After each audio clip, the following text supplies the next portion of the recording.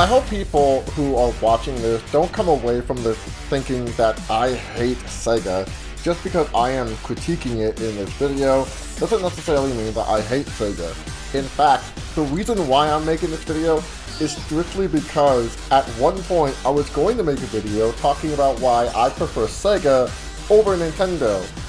But because of some recent events, added on to some other events that have been happening through the course of time, I feel that if I had made that video before making this one, I couldn't realistically look at myself in the mirror and to disproportionately glaze Sega while Nintendo is already engaging in its own shady business practices.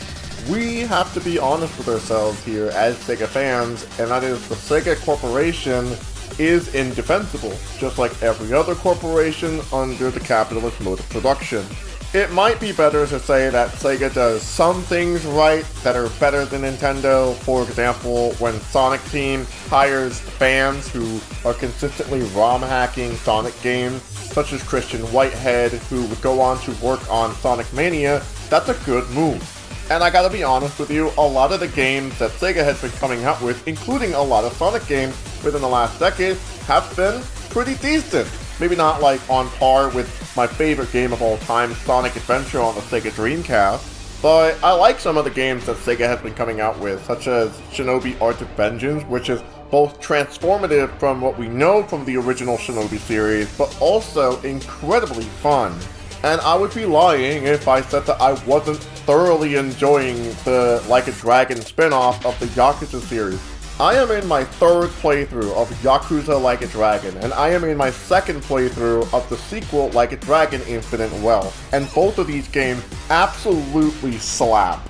So please don't get it twisted, I'm a lover of Sega. Alright, Home Dogs, what game should I play? Should I play, Gunstar Heroes? Fuck yeah. What about Kid Chameleon? Dude, that game is fucking sick. Sonic 3? Dude, that game is fucking dope. Oh, dude, I got this new game on the Sega Dreamcast called Evolution. It's pretty fucking rad. Oh, what about Skies of Arcadia? Skies of Arcadia is pretty fucking rad. Oh, but what's this game right here that doesn't have a label?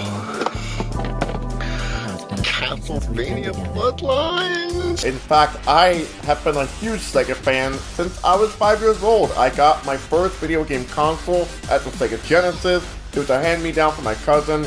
I have so many nostalgic memories of Sonic the Hedgehog 2 and Streets of Rage, Rocket Knight Adventures, Enter the Dragon, a Bruce Lee story, Golden Axe. I look at these games with a lot of endearment, and I would be doing a huge amount of disrespect by tarnishing their legacy. So when I critique Sega, especially in this video, it's coming from a place of love, not from a place of hate. So you can understand where I'm coming from when I say that these games are deeply important to me. And of course, because these games are deeply important to me, I want to always honor the people who worked on these games and made what was so foundational to my childhood and of course even into my adulthood today as I still continue to play Sega games today. There is no ethical consumption under capitalism, as that is to say, I am a consumer of these games, and I'm probably not going to be stopping anytime soon. But when it comes to the people who make these games, I want them to live prosperous lives, where all of their basic needs are met.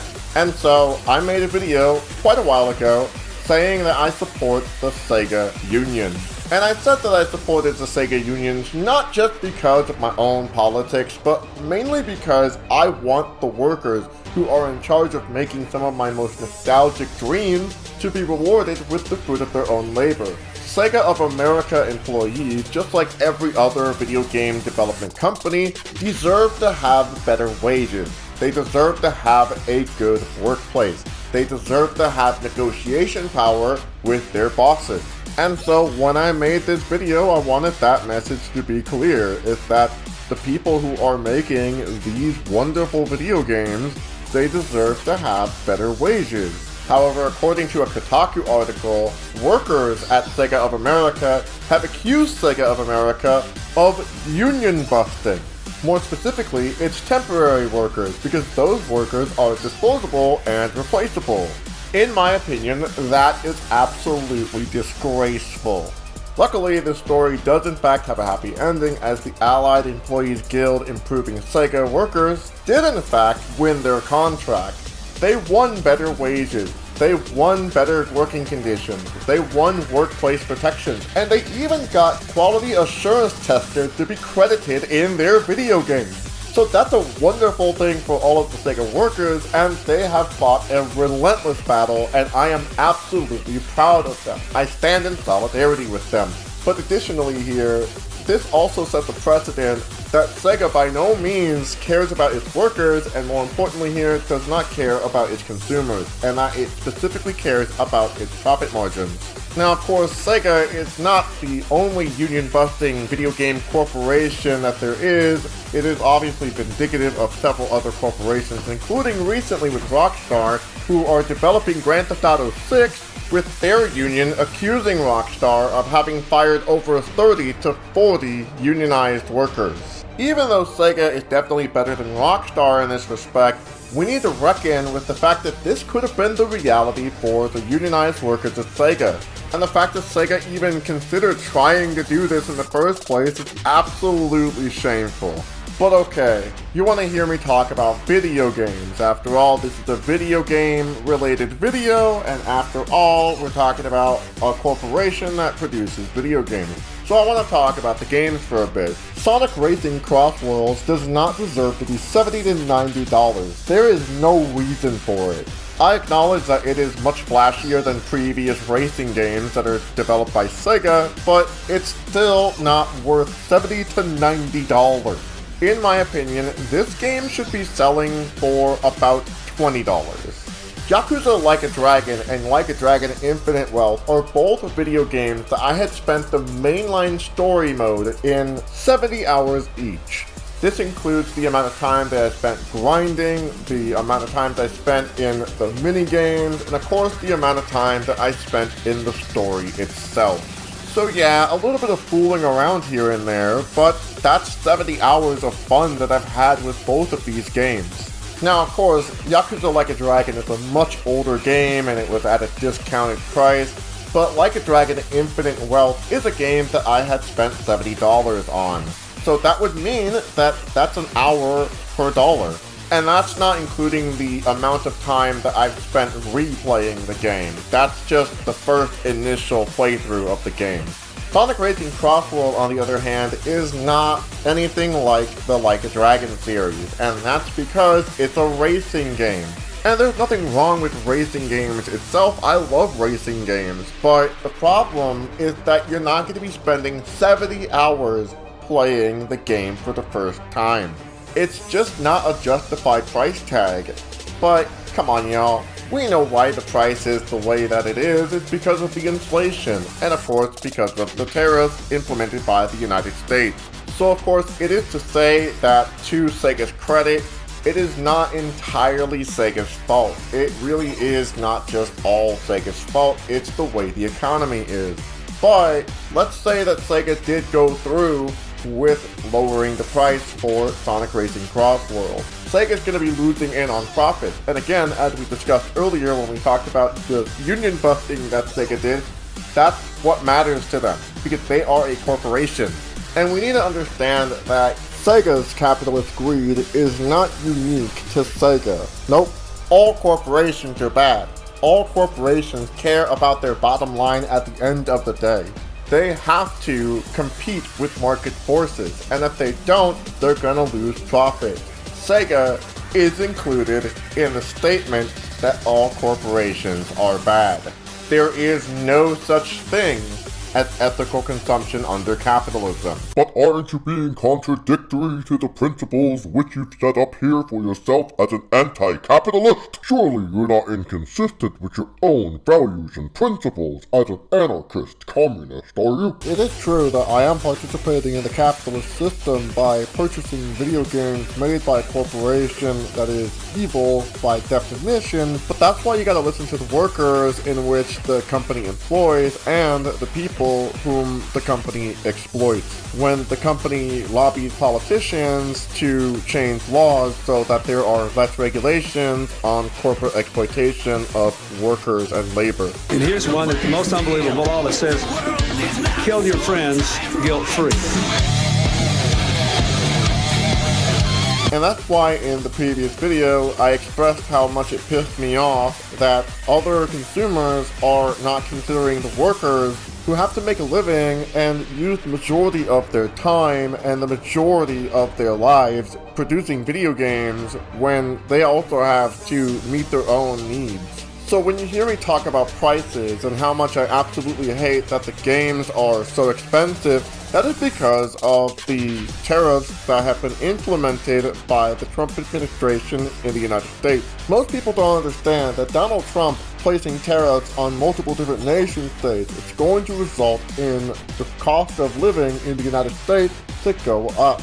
Which means that because corporations like Sega are specifically honing in on tapping into the profitability of the market forces in which they are competing in, they're going to be placing that cost onto the consumer. Sometimes people also say that unions are the reason why there is an increase of cost because the industries that are unionized in particular are going to have more of their demands met, which means that the corporation is going to have to shift the cost of those demands onto the consumer.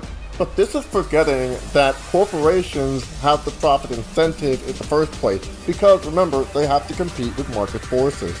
This means that the corporation of Sega is always intrinsically going to be at odds with its own worker force. And I just want to make it very clear that when I'm critiquing Sega, I am critiquing the corporation, not the workers who work there. Because the workers who make these really wonderful games aren't the people who are making the fundamental decision over at Sega. Another problem that I have with Sega is the amount of just potential that they have for video games that could be released on modern hardware. Right now, Sonic Adventure DX and Sonic Adventure 2 Battle are on Steam, available for purchase. I'm sure I'm going to get a comment in the comment section about the quote-unquote PC master race, but I'm going to just say it, not everybody has a PC that can run a game like Sonic Adventure 1 and 2. And again, especially under this economy. I got this PlayStation 4 from a friend who gave it to me when their ex broke up with them. I got it completely for free, and no money was spent getting it for me. Otherwise, I would have never purchased a PlayStation 4 in my entire life. The same goes for the Sega Genesis, which I inherited from my cousin, as I said earlier, but also my Sega Dreamcast, who I inherited from my best friend when I was in middle school. Not everybody has the disposable income in order to afford a fancy computer. But even assuming that you have a very high-tech computer that can run Sonic Adventure 1 and 2 and very demanding video games, don't you understand that games like Sonic Adventure 1 and 2 are in danger right now? Sega Genesis Classic was recently delisted from the PlayStation 4 store. That is a very nice, presentable collection of video games where you can play all of these wonderful games all through Sega's legacy, and now there is less availability to these video games. Now, not all Sega video games on that Classics collection are in danger. After all, Sonic Origins has some of them and in better quality, with much more of them available. But on the PlayStation 4, you can't get Revenge of Shinobi anymore. If you didn't already get it in the past, well, now you have to try to get it through the physical market, through which that in and of itself is already a problem. We're going to address that part later. But who knows if Sonic Adventure 1 and 2 are going to be delisted from Steam or any other platform. And keep in mind, we're not even talking about Sonic Adventure 1 and 2 being on other consoles. I am unable to officially confirm this, but this Reddit post claims that Sonic Adventure 1 and 2 are still available for the PlayStation 3 version of the PlayStation Store. That's nice. I wish Sega re-released them on PlayStation 4 and PlayStation 5 as well, though. Isn't that tragic that one of the best video games that Sega has ever released and one of the best video games of all time is that inaccessible to the modern video game market? Another video game which I am particularly annoyed at that it doesn't exist is Skies of Arcadia. Let me explain. Skies of Arcadia is one of, the best video games on the Sega Dreamcast, full stop. It is like Skypiea Arc in One Piece before Skypiea Arc in One Piece was ever a thing. By 2 years, mind you. If you've never had the experience of playing Skies of Arcadia, you're seriously missing out, and it is such a huge bummer that the only other way to play this video game is by playing it on the GameCube. Now, you can play it on the Nintendo Wii because the Wii is backwards compatible, but getting a copy of the GameCube version is extremely expensive. It is very hard to get a hold of this game legally. And I'm going to be honest with you, Skies of Arcadia is one of those games where I strongly recommend that you actually seek it and try to play it by any means necessary, even if you have to be an air pirate about it. The One Piece! The One Piece is real! Can we get much higher? So high.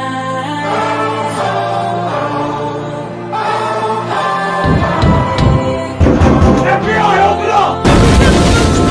And according to Gamatsu, Sega actually renewed the trademark of Skies of Arcadia earlier this year on January 16th.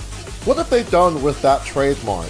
Well, you can buy a statue of Vice for over $400. Yes, this is a real product that is pushed by the official Sega YouTube channel, where you can drop a literal bi-weekly paycheck for this one statue. There's no remake coming along, there's no port, no sequel. We have had nothing this year other than a greedy attempt to sell a $400 toy.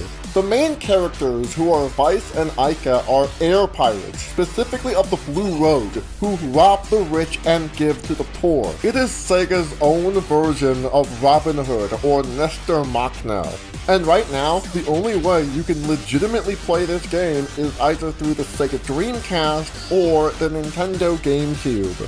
And it might not seem as obvious to you right now, but these games are also in danger of also going extinct. Not just through the lack of a digital presence, but also through their original hardware getting far too old to be usable. And there is a big thing to be said about games preservation. Games preservation means you're keeping the game alive. You're keeping people playing the game because it is available. But when Sega delists games from their store, especially with no guarantee that they're going to re-upload those games on any other platform, yeah, that makes me feel really uneasy.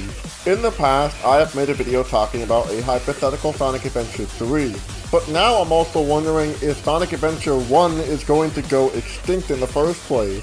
Is Sega somehow embarrassed of Sonic Adventure 1 and 2 as well as Skies of Arcadia? I don't know. But I want to also just bring up the dynamics of it all, right? Because let's say, for example, that Sega does go ahead and release these games for a limited amount of time in some way, whether it be through a digital release or a physical release, or much more dangerously here, some kind of paid subscription. Which means that you cannot own these games unless you are lucky enough to get your hands on the original. According to PlayStation Universe, not only is Sega considering doing a subscription-based service with all of its games, but it is also not considering doing the Mini Sega Saturn and the Mini Sega Dreamcast. Let's see what executive producer Shuji Utsumi has to say. I'm not going for the mini direction. It's not me. I want to embrace modern gamers. We are not a retro company. We really appreciate our legacy, we value it, but at the same time, we want to deliver something new. Otherwise, we'll become history, and that's not what we're aiming for. But due to Sega's own recent capitalist endeavors, what will become of Sega's actual history that it has spent so much time establishing? Is Segata Sanshiro not Sega?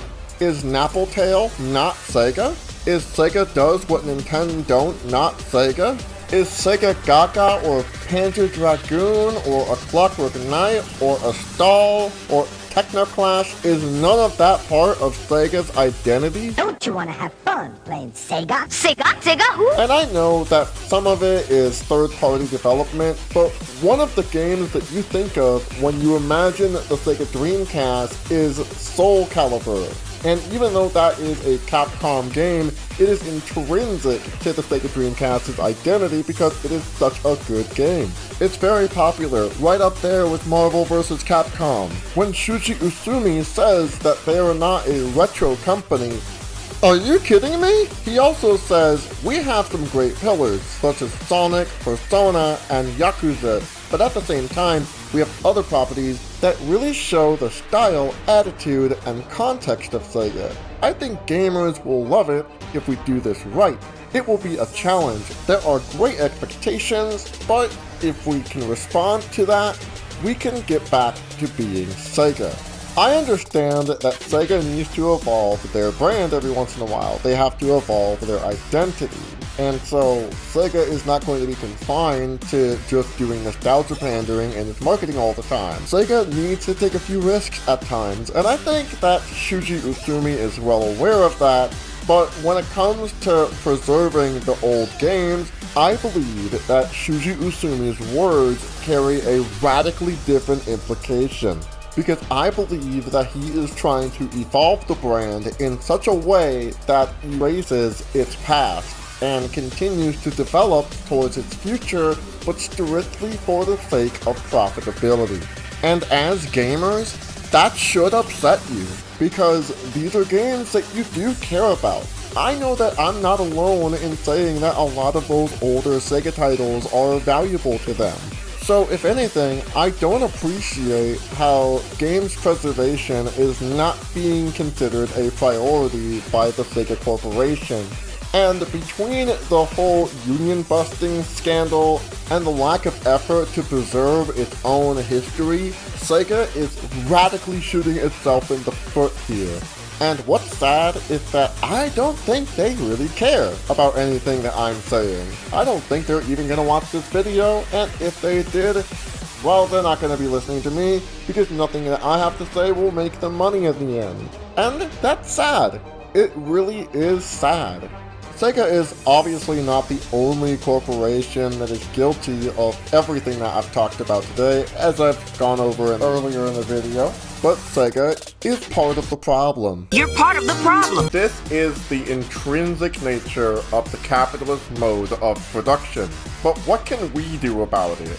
Well, first we need to recognize that it is the workers who produce our favorite video games, and if the Sega Union or any other union in any other video game development company does go on strike or they do a boycott, then we can't be crossing the picket line.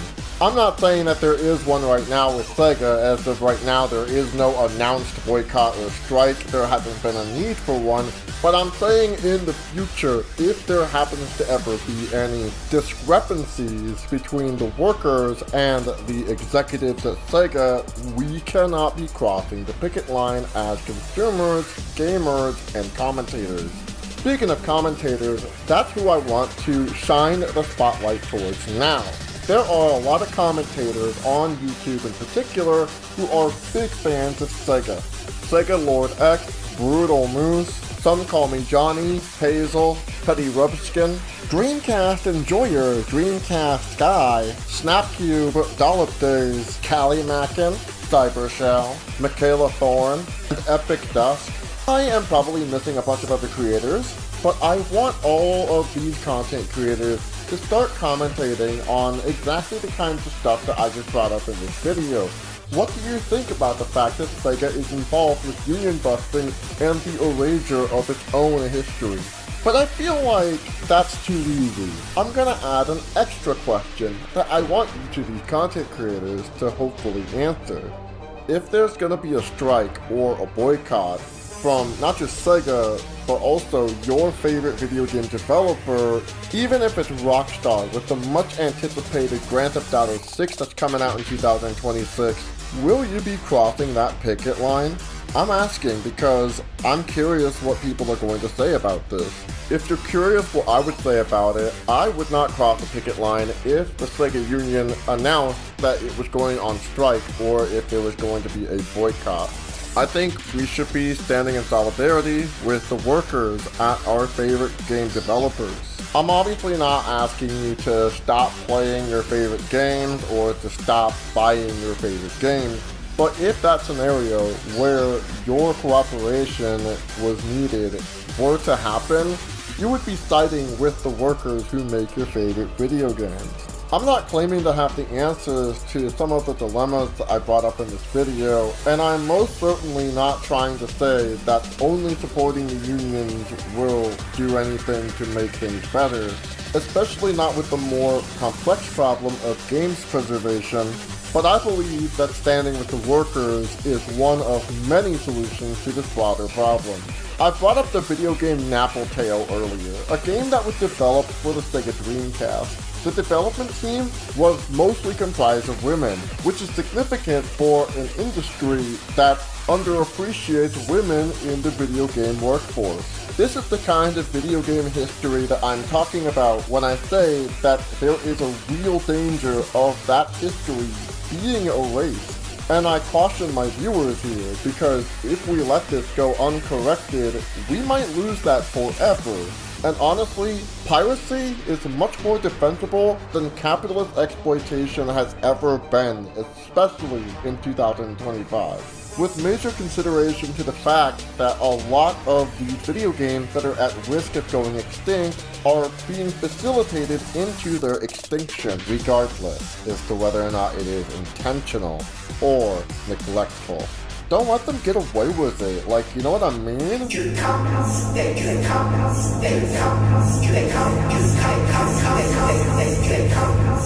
All I want my viewers to do is to critically think about the circumstances in which the video game market is taking place in. And regardless as to whether or not we love Sega or whether or not we hate Sega, it is still participating in the same exploitative, predatory, vulture capitalist business practices. And that does not sit well with me as a Sega fan myself.